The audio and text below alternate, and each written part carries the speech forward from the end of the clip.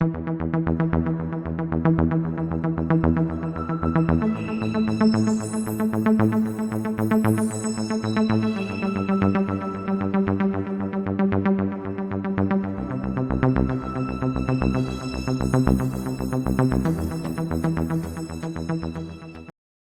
is going on, YouTube Nation? This is Dark Dividend. If you guys are new to my YouTube channel, make sure you subscribe and hit the notification bell so you don't miss future videos. So I have 2 dividend growth stocks that I'm buying, and I'm going to reveal to you today my ZIM strategy and how it's working as well. So that's the second video today.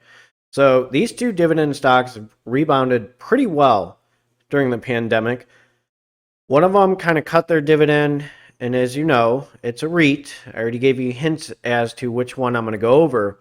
Another one is a financial sector stock. And I wanted to add and incorporate these guys because the dividend growth is very strong. If I get to 100 to 200 shares in M1 Finance, there's a lot of opportunities. If you're new to this YouTube channel, make sure you subscribe and hit the notification bell so you don't miss future videos. Smash that like button. Let's check these stocks out right now. And the dividend stock, my first one that I'm targeting is US Bancorp. USB is a symbol. It's sitting at $29.59. Has a dividend yield of 6.49%, a PE ratio of 7.90, which is very attractive. The average volume is 9.23 million. And look at this. It has not done well against the S&P. It's trying to rebound, but it's not there. So, like I said, REITs and financial sector stocks, probably for about 2 years I'm targeting, and this is why. The average volume, 19.23 million. The market cap is 45.38 billion US dollars. G range is 27.27 to 53.37. Stay range is 29.52 to 30.65, and its previous close was 29.91. So what do I like about these guys? And what I love about Wikipedia is they sum things up so much easier. So, and so much straightforward that I don't have to search around the website and do everything. So US Bancorp is an American bank holding company based in Minneapolis, Minnesota, and is incorporated in Delaware. It is the parent company of US Bank National Association and the 5th largest banking institution in the United States. So size is better, as I always tell you.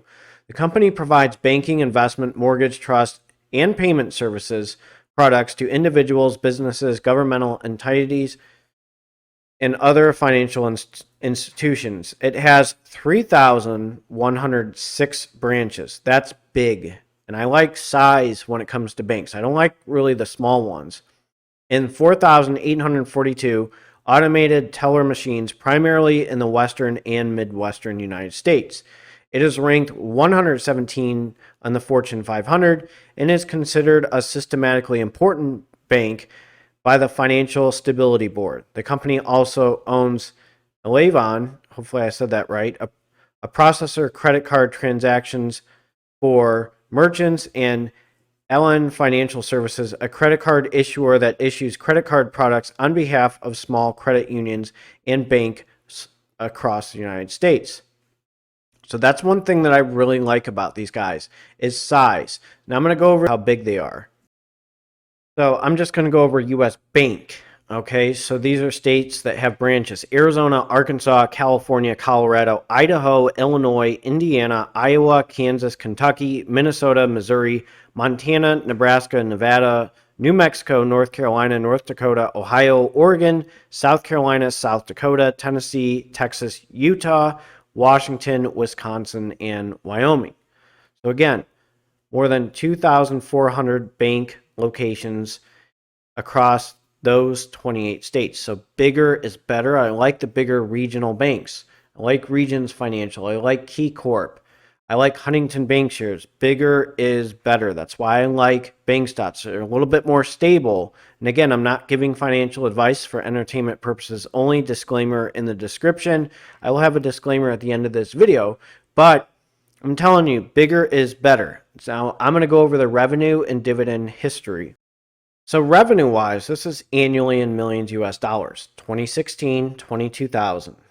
424, 2017, 23,663, 2018, 25,775, 2019, 27,325, 2020, 25,241. Little bit of a decrease. You can blame the pandemic. They also dropped in 2021 to 23,714, but a huge rebound at 27,401. So that's very promising. There's an increase in revenue over time. Now let's go over their dividend history. And going over their dividend history, check this out. 2011, it was 13 cents. 2012, it's 20 cents. 2013, it's 23 cents. 2014, it's 25 cents. 2015, it's 26 cents to 28 cents. 2017, it cracked 30 cents. 2019, it cracked 37 cents. To 2020, it cracked, or late 2019 to 2020, it cracked 42 cents. Then you can see that little pandemic. You can blame the pandemic. 2021, it was at 46 cents. And then it cracked 48 cents in 2023. So the payout ratio is pretty nice, according to Zacks, at 41%. The number of dividend increases in the last 5 years is 4. Dividend growth in 5 years is 7.47%. So if you bought one share, you made 192 with a 6.42% dividend yield. Now that's pretty solid. Now I'm going to go over Simon Properties Group. And here's Simon Property Group. Look at how much they took a hit in the past 5 years. They're sitting at 105.61. Now these guys are a very interesting REIT, because one thing I'll go over in a second is that they're American Real Estate Investment Trust. They invest in shopping malls, outlet centers, and community and lifestyle centers. Okay, they're the largest owner of shopping malls in the United States. We're going to go over that. And it's headquartered in Indianapolis, Indiana. Worldwide, they have interest in 232 properties. So that's a lot. They're in North America and Asia. So that's one thing that I'm going to go over as well. Their average volume is 1.38 million. The market cap is 34.49 billion US dollars. Year range is 8602 to 13308. Day range is 105.33 to 107.70, and its previous close was 106.75. So let's go over these guys. So part of their portfolio, they have regional malls, premium outlets, the mills, community lifestyle centers, luxury developments, partner properties, designer outlets, hotels, and residential and office spaces. So they are diversified. That's one thing that I like about these guys. I'm going to go over some of their strategies and what they do. So one thing that they're the industry leader in innovation, multi-million-dollar investments in digital and omni-channel. They're the number one driver of qualified traffic to retail partners and brands. They're the worldwide footprint of 400 retail centers in 24 countries. Another thing is they're an S&P 100 company. They're number one choice for brands, number one balance sheet in the industry, 8 times rated Fortune's most admired real estate company. So that's one thing they also bring to the table. Their outlets are top notch, and I'm actually going to go over one that's very close to where I'm at in Ohio. And I had no idea that these guys were big, but let me show you just the premium outlet of Aurora Farms. So look at some of their key tenants just in this one. And these are what people buy all the time. They have the North Face, Nike Factory, Under Armour, Coach, Columbia Factory Store, Kate Spade, Levi's, and Michael's Kors. So looking at all of these, okay, these are in-demand companies. And how many times do you see people wearing these logos out in the public? There's a lot, especially Coach purses, Under Armour, North Face jackets, Nike, Levi's, okay? Just think about that. These are their tenants that they have that usually do well, and people wear their logos all the time. So geographically, looking at these guys, they own a substantial portion of high-end malls in the US, Europe, and Japan. So that's one thing. I just wanted to show you geographically, but I'm also going to go over a few more things. I'm going to go over their revenue trends. In 2020, you can tell they took a hit. 2016, annually in millions US dollars. 5,435, 2017, 5,527, 2018, 5,645, 2019, 5,755, 2020 took a hit, 4,607, 2021, 5,116, and 2022, 5,291. So they are starting to make a rebound since 2020. Now I'm going to go over the recent news. I'm on Simon's website. Okay, they are off to a good start in 2023, said David Simon, Chairperson, Chief Executive Officer, and President. We continue to strengthen our company through disciplined investments and proactive capital markets activities, further enhancing our already strong financial flexibility. Results from the quarter. Net income attributable to common stockholders was $451.8 million, or $138 per diluted share, as compared to $426.6 million, or $130 per diluted share in 2022. FFO, remember it's way more important than PE ratio with REITs. Funds from operations was $1.026 billion, or $2.74 per diluted share, as compared to $1.015 billion, or $2.70 per diluted share in the prior year. Domestic property net operating income NOI increased 4.0%, and portfolio NOI increased 3.9% in each case compared to the prior year period.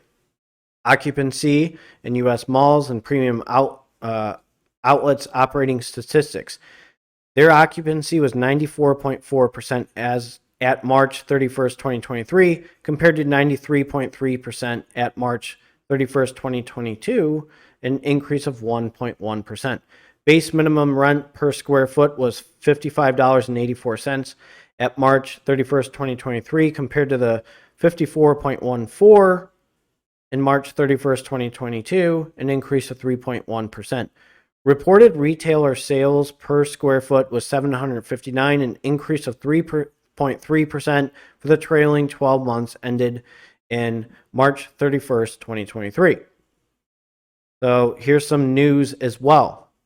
On April 27, 2023, they opened the Paris Giverny Designer Outlet, in Normandy, France. The center includes 228,000 square feet and prestigious luxury and premium brands, providing shoppers in the western region of Paris one of the finest open-air retail and leisure experiences.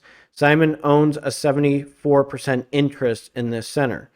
During the quarter, construction restarted on a 338,000 square foot upscale outlet in Tulsa, Oklahoma, projected to open in the fall of 2024. Simon owns 100% of the project.